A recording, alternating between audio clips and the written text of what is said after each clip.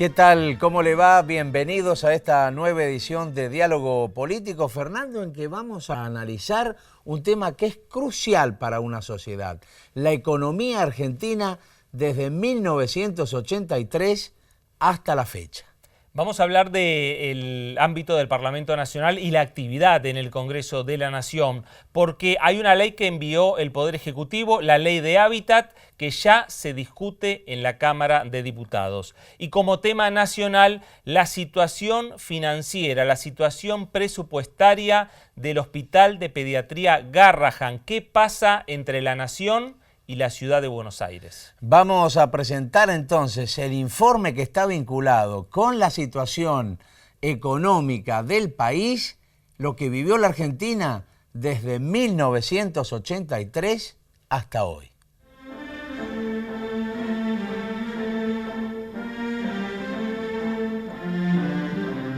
La crisis económica era una realidad que afectaba a todos en la vida cotidiana. Pero la energía de una democracia naciente ilusionaba con revertir esa situación. La refinanciación de la deuda no se va a hacer pagando usura o aceptando recetas recesivas.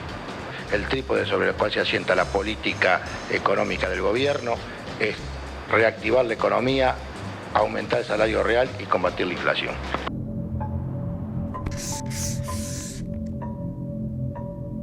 Pero, a pesar de las medidas, los grupos económicos concentrados volvieron a dejar en evidencia los condicionantes de la herencia de la dictadura. A tan solo 15 meses de haber asumido, Greenspan renunció a la cartera de Economía. Lo sucedió Juan Vital Zurruil. Muere el peso, nace el austral. Los malos resultados del Plan Austral hicieron que en agosto de 1988 Alfonsín lanzara el Plan Primavera. Extensas colas se están formando para tratar de comprar alimentos básicos. Vecinos de otra villa de indigentes testimonian su deseo de pan y leche. Con una economía completamente descontrolada por la hiperinflación, los saqueos y el caos social, el sucesor de Alfonsín se preparaba para hacerse cargo del gobierno anticipadamente.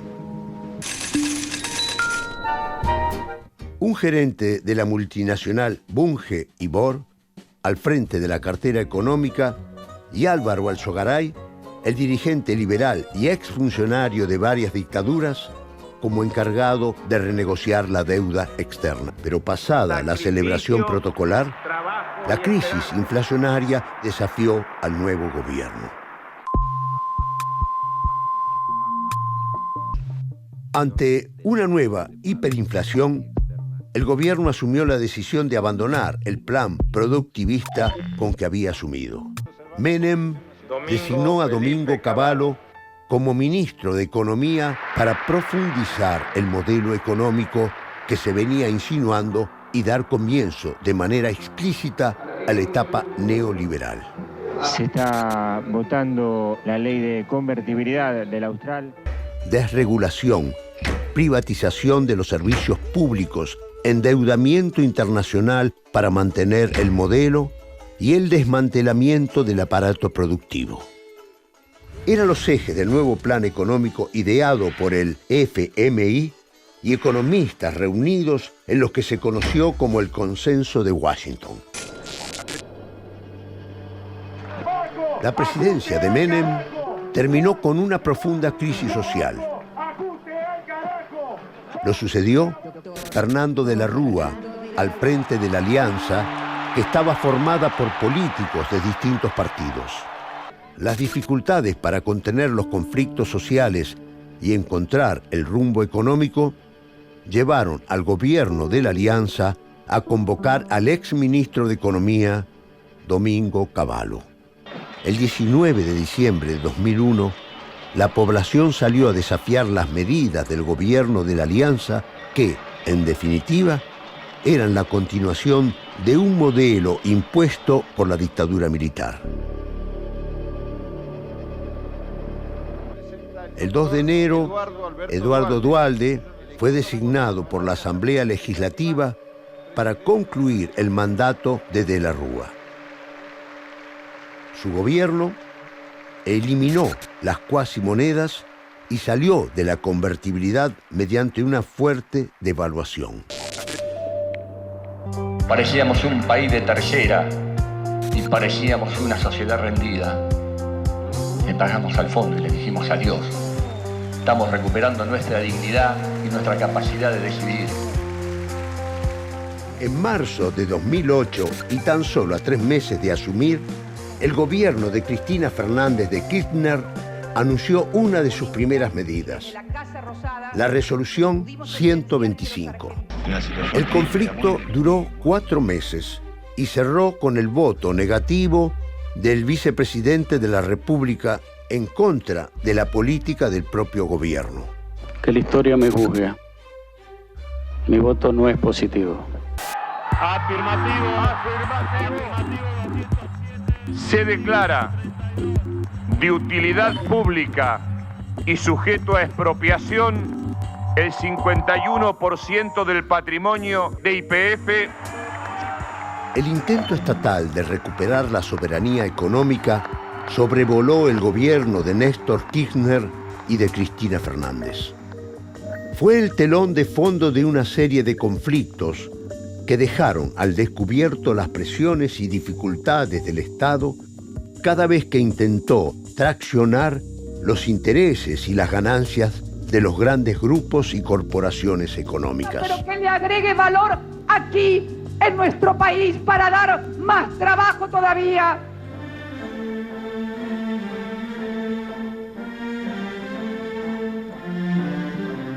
Para analizar los avatares de la economía nacional, hemos convocado al diputado del Frente para la Victoria y vicepresidente de este bloque en la Cámara Baja, Pablo Cosiner. ¿Cómo le va? ¿Qué tal? Muchas gracias por la invitación. Diputado, vimos las imágenes, vimos qué es lo que ocurrió en la República Argentina, prácticamente desde el reinicio de la democracia en el 83 hasta el presente. ¿Qué conclusión se saca? Bueno, la conclusión que uno primariamente puede sacar es cómo funciona un Estado cuando se opta por parar a la política y a la economía en funciones distintas, ¿no? Creo que hemos visto una parte de la historia donde claramente era mucho más importante un cambio de ministro de Economía que un cambio de presidente de la Nación. Esto claramente lo ha reflejado parte de la historia argentina. El fuerte poder de determinados sectores que imponían ministros de Economía a jefes de gobierno electos por la voluntad popular y que obviamente ejecutaban planes de gobierno que respondían a sectores empresarios de poder dominante en la Argentina. Y otra visión distinta que en el caso del periodo democrático hasta ahora claramente se refunda desde el año 2003 con la llegada de Néstor Kirchner, cuando la política con el respaldo de la voluntad de los argentinos, decide conducir procesos económicos en Argentina. Y por otro lado, cómo cada propuesta política para su concepto del Estado en la sociedad, ¿no? De pasar de una situación en donde visiones económicas planteaban retirar el Estado del funcionamiento de una sociedad, donde el Estado mira desde afuera, solamente interviene en determinadas circunstancias y deja todo libre al funcionamiento del mercado, a concepciones claramente que también se expresan a partir del 2003, donde el Estado regula, genera oportunidades, equilibra situaciones y fundamentalmente orienta el funcionamiento de la economía. Y también se empiezan a desmitificar cuestiones, ¿no? Que no era tan malo esta cuestión de fomentar el consumo, de alimentar el mercado interno, de sustituir importaciones, de generar condiciones a las exportaciones, de limitar rentabilidades cuando es importante preservar el mercado interno. Un poco sintetizando lo que hemos visto, ¿no? Son dos concepciones distintas que fíjate que no tienen que ver a veces con los partidos políticos, ¿no? Porque en esto nosotros también como peronistas debemos hacernos cargo de lo que nos toca durante el gobierno de Carlos Menem. O sea, tanto el intento que hace Alfonsín al comienzo, la crisis del alfonsinismo justamente, entiendo yo, por ceder frente a posiciones de poder dominante, el mandato de Carlos Menem, que ingresa con una expectativa y termina con otra realidad, forman parte de una etapa en la Argentina. A partir del 2003 comienza una nueva. En esta nueva etapa, incluso economistas y integrantes de distintas fuerzas políticas marcan un antes y un después del año 2008 en que se produce la crisis del 2011, la crisis de Lehman Brothers. ¿Se ha notado un poco esa diferencia entre un proceso y otro? Obviamente que las condiciones internacionales han cambiado. Lo importante es cómo se paró la Argentina frente a esa situación distinta. Por allí, los ortodoxos de la economía o quienes habían gobernado la Argentina hubiesen sugerido en su momento ajustes, mayor nivel de endeudamiento para pagar deuda. Creo que esa es la gran discusión que dio la Argentina y la gran visión que tuvo Néstor Kirchner en su momento, es decir, cómo se para la Argentina frente al mercado internacional. La receta tradicional es ir a tomar deuda para pagar deuda, achicar deuda, pero dejarse monitorear los planes de gobierno por determinados organismos internacionales. La Argentina toma una opción distinta y creo que fue el gran combate que tuvo la Argentina y por eso también el fallo de Griesa, ¿no? ¿Qué tiene que ver? Si yo voy al mercado internacional a tomar deuda es para generar obras de infraestructura, no para pagar deuda, y empieza el proceso de desendeudamiento en la Argentina. No por casualidad, incluso estos estudios hechos no en la Argentina, sino consultoras internacionales dan que la Argentina es uno de los pocos, si no el único país del mundo que en el periodo 2007-2015 se ha desendeudado, ¿no? Y las economías, incluso entre comillas las llamadas más fuertes, han generado un proceso de endeudamiento. Creo que eso es lo que le ha permitido a la Argentina, desde esa crisis que vos decís, hacia adelante, sostener su economía de manera estable. La Argentina tiene previsto este año, por ejemplo, a pesar de las crisis internacionales, crecer al 2,3%, mientras nuestros socios comerciales no han podido crecer este año. Diputado, y ahora lo que va a tener también un gran desafío es el próximo gobierno, el próximo presidente. Sí, justamente en este momento estamos discutiendo el presupuesto.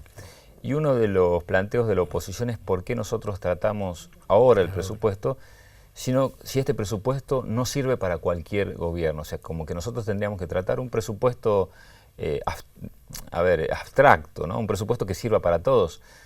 Y en realidad hay una clara diferencia entre lo que puede representar Mauricio Macri, por ejemplo, con una postura netamente liberal, a lo que puede plantear Daniel Scioli, como él ha definido un estado de bienestar. Nosotros debemos avanzar en un presupuesto que responda a un proyecto político, si no sería mentirle a la gente.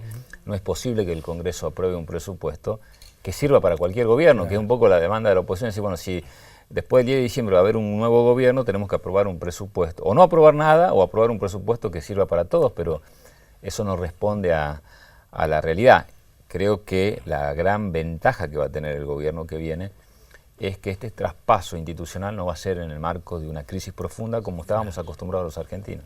Muy bien. Mucho queda pendiente. Seguro. Siempre, muchos temas para conversar y discutir en materia económica, ¿no? Y sobre todo en una etapa como la que estamos analizando. Así que queremos agradecerle, diputado, su presencia. A ustedes. Le agradecemos al diputado Cosiner y nos vamos a ir a una pausa. En el próximo bloque vamos a seguir hablando de la economía en la República Argentina del año 1983 a la fecha. Confort Belgrano, 50 años amoblando el país. Calidad y precio en su justo equilibrio. Staff Visual, líder en el mercado de impresión en gran formato digital. Bueno, ahora sí, entonces, después de haber visto quiénes nos acompañan en el programa, vamos a hacer un breve corte y retornamos.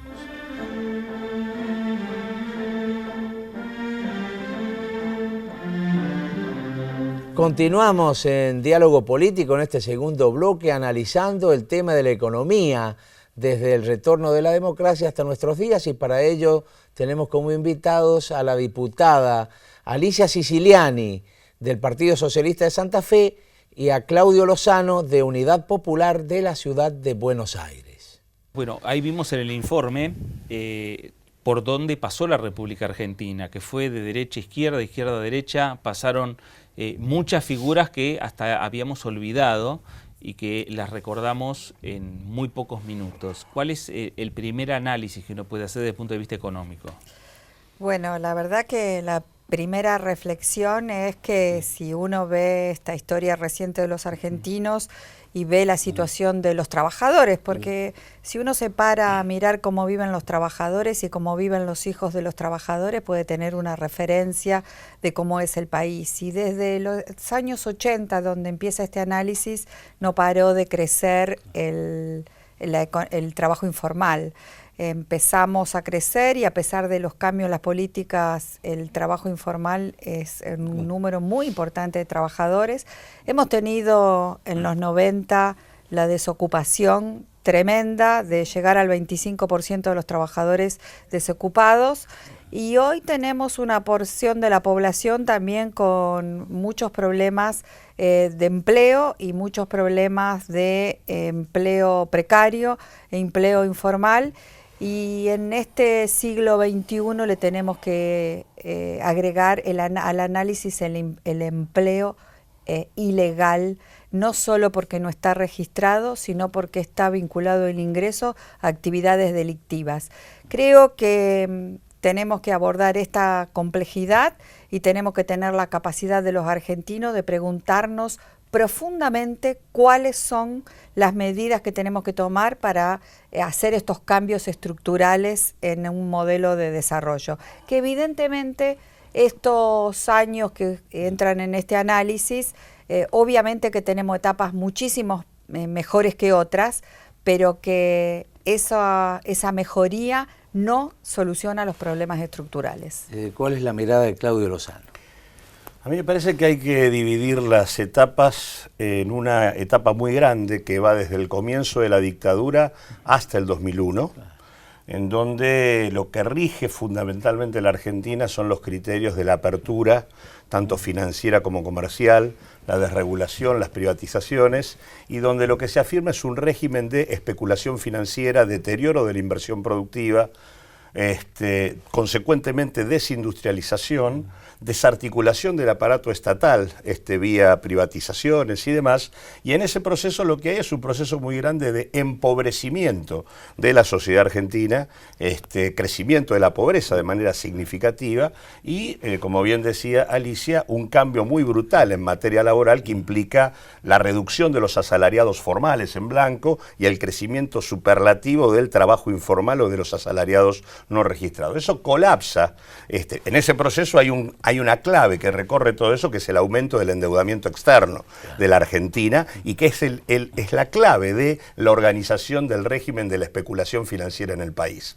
Eso colapsa en el 2001, en el marco de la convertibilidad, y se abre una etapa distinta en el marco de un cambio importante del mundo, donde lo que hubo es un cambio brutal de los precios de los productos que la Argentina colocaba, básicamente la soja y otros productos vinculados a hidrocarburos y minerales, y se abre en un contexto donde la Argentina venía de estar en el desastre más supino que fue la hoguera social del 2002, hay un proceso de recomposición de la actividad económica que es el que se vive entre el 2002 y el 2011, con distintas oscilaciones, y en donde Argentina recompone su actividad, pero lo que no se observa es un cambio en el esquema productivo, ni tampoco en los niveles de concentración y de extranjerización.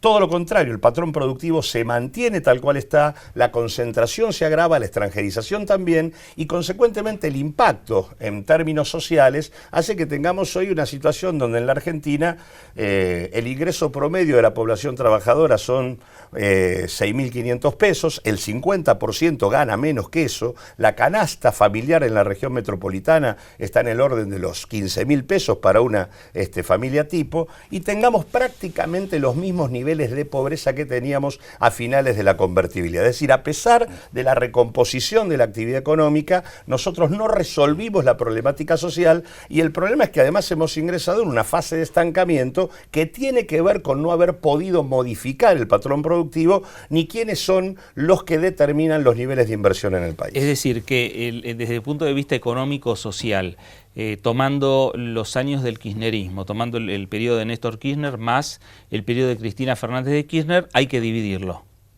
Sí, hay que dividirlo sobre todo porque hay una recomposición muy importante de la actividad económica y social hasta el 2007, del 2002, te diría, comienza incluso antes del gobierno de Kirchner, la recuperación comienza, te diría, en el segundo semestre del 2002, es decir, ya en la época de Duhalde, pero desde un piso muy bajo. Hay que tener en claro que la economía argentina cayó 20 puntos en términos de producto entre 1998 y mediados del 2002. Desde ahí, desde ese desastre de parálisis casi absoluta, es que comienza a recomponerse. En el 2007 ya el crecimiento comienza a tener más dificultades. En el 2008 y 2009 tenemos, sobre todo en el 2009, una recesión importante. 2010 y 2011 se recupera de vuelta y a partir del 2011 ingresamos en una fase de estancamiento que es en la que estamos ahora y de la que no hemos salido. Con un dato, también cambió, y hoy estamos en esa situación, el contexto internacional. Es decir, los precios internacionales de la Argentina, los $500 de la soja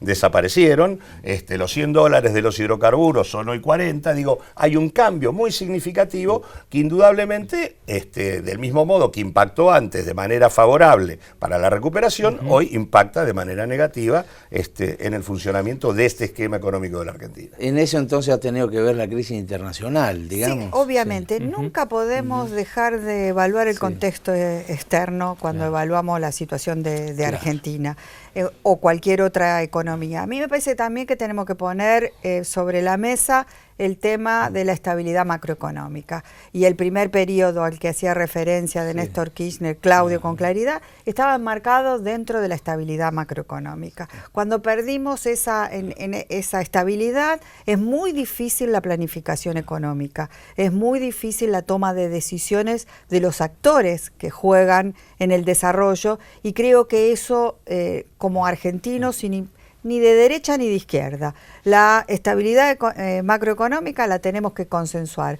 Obviamente que si hay problemas de que algún sector tiene que hacer algún sacrificio, no tienen que ser jamás los sectores de menores ingresos, y ahí obviamente que la mirada política tiene que estar importante, la definición política del programa económico. Entonces yo diría que la estabilidad macroeconómica, las definiciones políticas institucionales son claras, porque lo vimos a lo largo de esta historia que ustedes mostraron. Se nos decía en los 90 que íbamos a ser el país importante en el mundo, pero a ese costo lo tenían que pagar los trabajadores y los desocupados, y había un mensaje político y un mensaje institucional donde el que no conseguía empleo era porque no tenía las habilidades personales y echábamos la culpa a los trabajadores.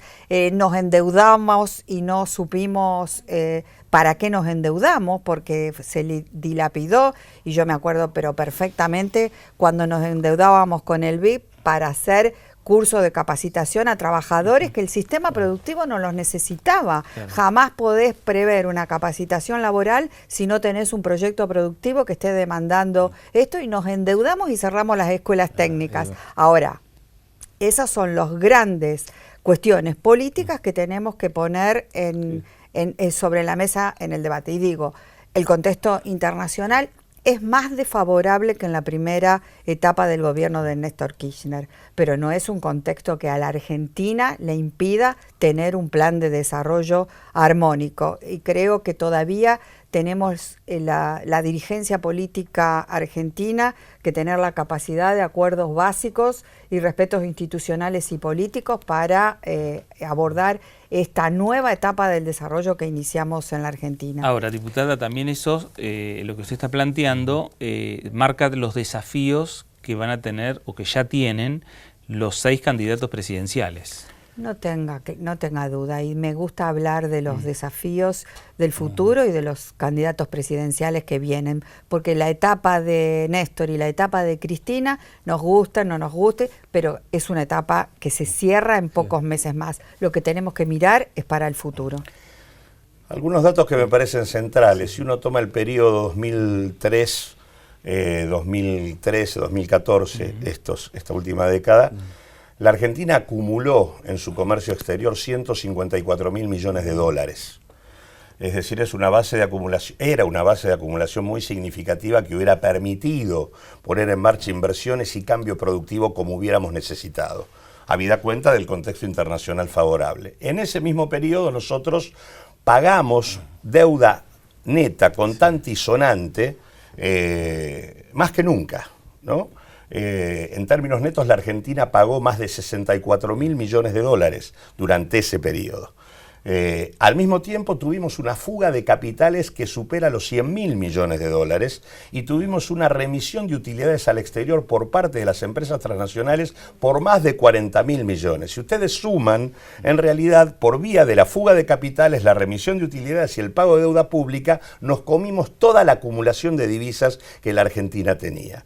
La Argentina debe discutir estas problemáticas, debe discutir la problemática del endeudamiento que recorre toda la etapa que ustedes mostraron y que tiene un tipo clave en esa etapa, que es el señor Cavallo, que estatizó primero la deuda privada, que sostuvo el proceso de endeudamiento durante toda la década de los 90, desde la etapa de Menem hasta la etapa de la Alianza, y además que está presente también en la etapa de Kirchner, porque en lugar de tomar el camino de discutir la legitimidad de la deuda y la investigación de la misma, nosotros, por ejemplo, le pagamos la cuenta al Fondo Monetario Internacional con reservas de 10.000 millones de dólares que podrían haber tenido otro destino, cuando el Fondo Monetario Internacional en aquel momento era la oveja negra del sistema financiero internacional, porque no había previsto nada y porque había violado el estatuto dándole a la Argentina créditos en situación de fuga de capitales. Nosotros podríamos, del mismo modo que ahora fuimos a la ONU, haber ido en aquel momento a la ONU para plantear que el fondo, que es un organismo subordinado a la Organización de Naciones Unidas, había violado sus estatutos y había sido cómplice del proceso de endeudamiento y el desastre de la Argentina.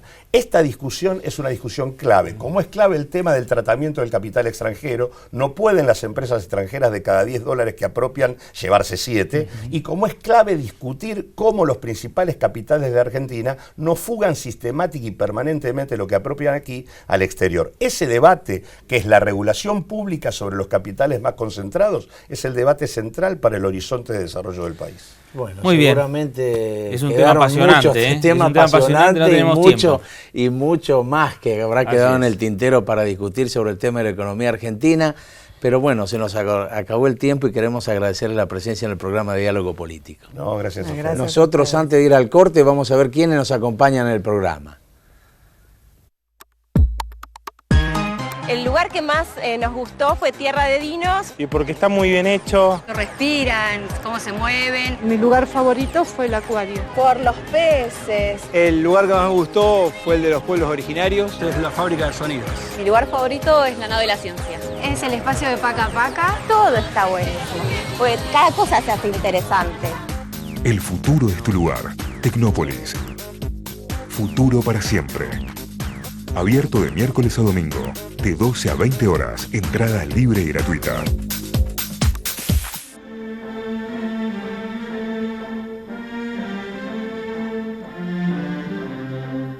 Muy bien, tercer bloque de Diálogo Político y vamos a meternos en lo que tiene que ver con el bloque de los temas parlamentarios. Y hay un proyecto que avanza en la Cámara de Diputados de la Nación, que lo ha enviado el Poder Ejecutivo Nacional, que es la Ley de Hábitat. ¿Y qué es esta Ley de Hábitat que discuten los diputados nacionales y que luego van a tener que discutir los propios senadores de la Nación?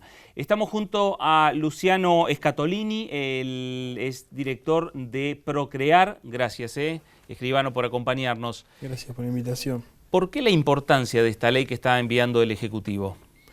Bueno, la importancia porque claramente es un paso más en las políticas públicas que se vienen desarrollando del año 2003 a la fecha, sobre todo en la etapa en la que nuestra presidenta dio a llamar de ampliación de derechos, y en relación puntualmente a la cuestión ligada a la vivienda, al hábitat, al territorio, era necesario abordar integralmente la problemática del hábitat. El año pasado se había creado la Secretaría Nacional de Acceso al Hábitat, también ustedes saben de la impronta que tiene el programa Procrear en la Argentina, y había todavía una deuda pendiente con nuestros barrios informales, con los sectores sociales más postergados, que habitan en la informalidad, en lugares que creemos nosotros que no tienen la dignidad que todo argentino merece y necesita para que vivamos mejor todos. Y entonces hay que abordar la problemática con una escala en la toma de decisiones muy profunda, institucionalizarla. No era lo mismo generar un programa por decreto que venir al Congreso a tener la intencionalidad de que sea debatido y analizado por las distintas fuerzas políticas para que después pueda quedar como un programa de gobierno a mediano y largo plazo, más allá del partido de gobierno que hoy rija los destinos de la nación. Entonces, todas esas circunstancias hacen que hoy estén dadas las condiciones para que tengamos una propuesta ligada al hábitat, sobre todo al hábitat social, al hábitat popular, que incluya, que integre, que dignifique y que aborde todas las problemáticas que hacen esta temática. Pero ¿qué características tiene el proyecto? ¿Qué significa darle la propiedad territorial a una familia? Bueno, el proyecto tiene varias características. Una de ellas, como usted bien indica, es otorgar títulos de propiedad a cada uno de los habitantes de barrios informales. Un barrio informal es aquel que durante mucho tiempo hay familias viviendo, que han constituido su familia, su proyecto de vida, pero que por distintas circunstancias no han podido obtener un título de propiedad de su vivienda. Generalmente hablamos de población que habita en villas o asentamientos, y hay otros casos en los que, si bien son barrios que no tienen problemáticas a nivel urbanístico, no han podido hacerse un título de propiedad porque los propietarios originales de esos predios han fallecido, no se han hecho las sucesiones correspondientes, no han tenido fondos o medios para poder afrontar los costos de un proceso de escrituración. Entonces, en este caso, una de las patas del programa es generar escrituración de interés social. La escrituración de interés social, ¿qué significa? Que cuando hay declarado por parte de los gobiernos municipales, las provincias o de la autoridad de aplicación de la ley de hábitat, el Estado gratuitamente le va a facilitar a esas familias la realización de una escritura y la afectación de esa propiedad al régimen de bien de familia o de protección del hogar familiar, como ahora indica el Código Civil. Esta es una de las patas importantes donde la presidenta hizo hincapié de que estamos hablando de un universo de 500.000 familias aproximadamente, según datos censales, que no tienen título de propiedad aún. Y por otro lado, se trabaja en la adquisición de tierra, para que esa tierra que se necesita para relocalizar familias que no pueden seguir viviendo en determinados lugares por conflictos ambientales o por conflictos legales o porque ya los niveles de hacinamiento hacen imposible que se pueda urbanizar un barrio, se pueda generar nuevos espacios territoriales para que en contextos participativos, porque esto también lo determina la ley, se pueda trabajar integralmente la posibilidad de vivir en sitios elegidos por las familias conjuntamente con el programa para que obviamente se obtengan todos los niveles de dignidad que hoy en algunos barrios no tenemos. En la mesa de trabajo tenemos un material, un libro de su autoría, escribano, que es Hábitat y que es en parte también antecedentes legislativos y antecedentes de esta discusión que se da hoy en el Parlamento Nacional. Sí, el libro lo presentamos acá en este Congreso de la Nación porque fue una edición patrocinada por Julián Domínguez, por el Congreso Nacional.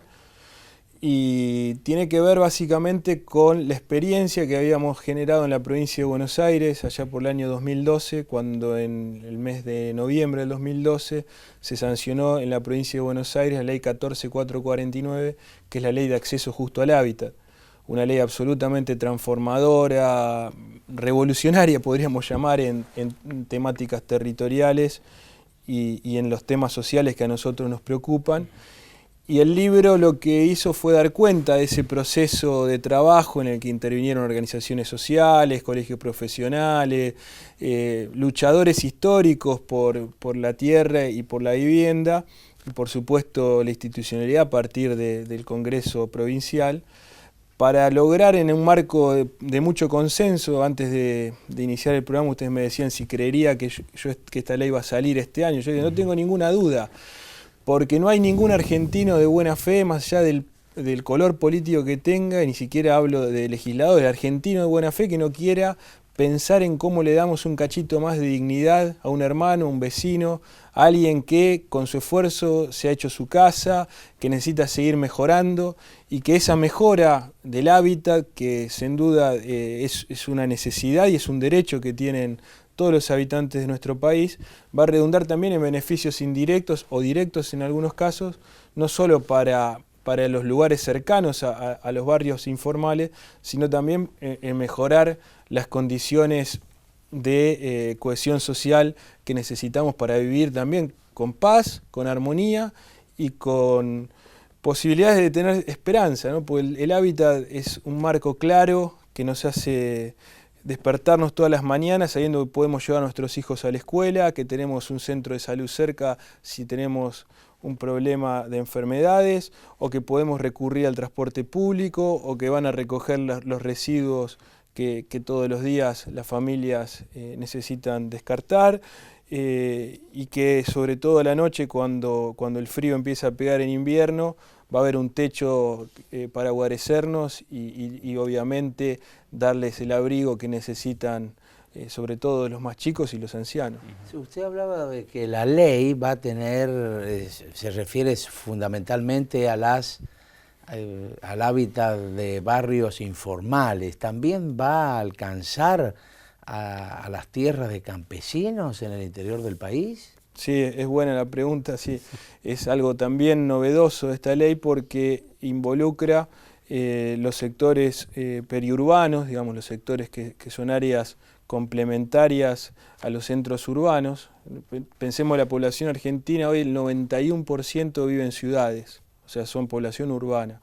Pero igualmente tenemos en los sectores rurales todavía muchas familias que también viven desde hace muchísimos años, incluso generando un medio de vida a partir de la agricultura familiar, que no han podido regularizar el dominio de esa situación de emprendimiento familiar. Entonces también están contemplados, yendo a su pregunta, los productores rurales que en pequeñas expresiones de tierra, digamos, no obviamente grandes extensiones, pero sí la pequeña unidad productiva también pueda ser regularizada y pueda obtener un título de propiedad. No, porque usted sabe que, por ejemplo, hay problemas con campesinos en distintas provincias a partir del avance fundamentalmente de la gran agricultura como la soja, y que han ido ocupándose, buscando ocupar esas tierras donde hay familias que habitan. También va a abarcar puntualmente ese tema. Sí, sí, abarca toda situación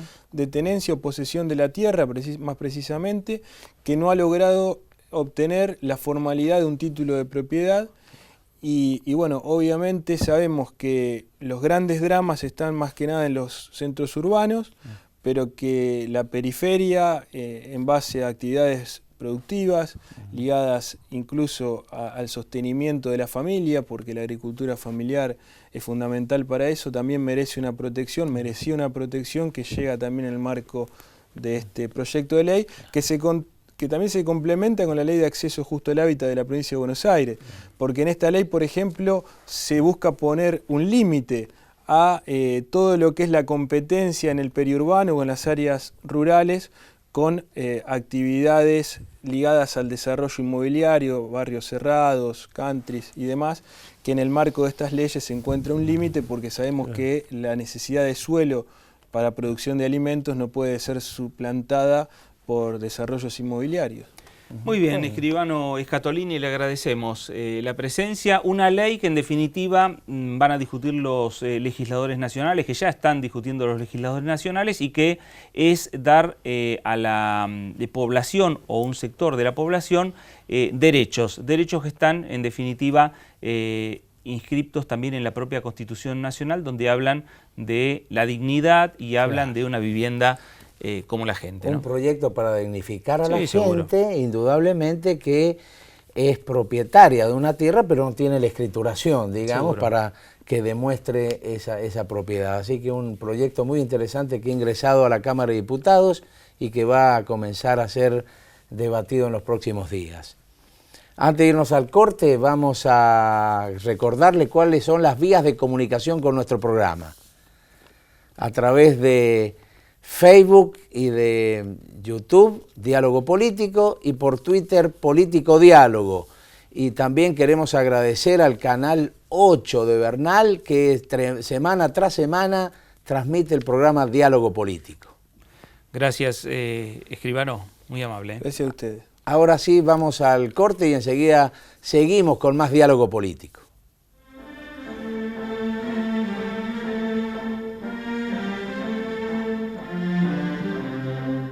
Abrimos este nuevo bloque de Diálogo Político, el último, que tiene que ver con la política nacional, y uno de los temas nacionales, más allá de las discusiones que se están dando en el Parlamento Nacional, tiene que ver con la situación en el Hospital Garrahan, un hospital central que tiene la República Argentina, y nos acompaña Silvina Ceballos, enfermera, licenciada en enfermería, y Adriano Jaichenko, que es auditor general de la ciudad. Bueno, este hospital toma importancia a raíz de que no solamente asisten niños de acá de la capital federal y del Gran Buenos Aires, sino también del interior. ¿Cómo se generó este conflicto? Bueno, este conflicto no es reciente, ya es un conflicto que se viene arrastrando desde el año pasado, desde el año 2014, y en realidad obedece a los recortes presupuestarios que fue sufriendo el hospital por parte del gobierno de la Ciudad de Buenos Aires. El Hospital Garrahan es un ente bijurisdiccional, es autárquico, y tanto la Nación como la ciudad se obligan por el decreto 815, el decreto ley que le da forma jurídica, administrativa al hospital, a aportar el 50% cada uno de sus fondos e integran 2 miembros por la Nación y 2 miembros por la ciudad, su Consejo de Administración, que es la autoridad máxima del hospital. Bueno, recién les comentaba, desde el año 2014 el hospital viene sufriendo estos recortes. En el 2014 fue de 113 millones de pesos, en el 2015 le recortaron otros 226 millones de pesos, y en lo que fue el acuerdo salarial en la paritaria del mes de julio, los trabajadores firman esta paritaria que fue homologada por el Ministerio de Trabajo, donde correspondía por jurisdicción un aporte extra, una ampliación presupuestaria de 158 millones, y la Ciudad de Buenos Aires, el Ejecutivo, solo elevó a la legislatura para esa ampliación 44. La suma de estos 3 aspectos dan 453 millones de pesos, lo cual hace totalmente inviable el hospital con la jerarquía, con las características, con la calidad técnico-científica que tiene, en seguir adelante, con lo cual había obras programadas que el hospital no va a poder inaugurar, toda la compra de insumos, e inclusive los salarios están en riesgo. Silvina, el auditor habla de los números fríos y concretos, y cómo se vive adentro del hospital. Ahí el cartel marca, ¿no? Ni un peso menos al Garrahan. Sí, desde el hospital se vive, la verdad, con muchísimo dolor, porque nosotros somos un hospital que brinda atención a niños, y niños con patologías muy complejas que en otros prestadores no podrían recibir la atención que se merecen, porque no están preparados algunos prestadores para trasplantes y todas estas intervenciones que se realizan en el Garrahan. En relación al presupuesto, nosotros la calidad de atención se sigue brindando, o sea, está asegurada, pero no por mucho tiempo, porque nosotros, o sea, tenemos un recorte, como dijo Adriano, ya hace 2 años, en total de 450 millones, y los materiales biomédicos y los equipos hay que ir equipándolos y renovándolos. Nosotros tenemos un 98% de ocupación en nuestro hospital, entonces el material tiene mucho desgaste, todo lo que sea aparatología. Entonces, todo eso hay que ir reponiéndolo para seguir brindando la calidad de atención que nos caracteriza. Claro, cuando hablamos de aportes presupuestarios, hablamos de un aporte de la Nación y otra parte de la Ciudad de Buenos Aires. ¿El recorte de dónde proviene y cuál es la situación que están viviendo ante la justicia o se ha presentado ante la justicia porteña? Bien, partes iguales.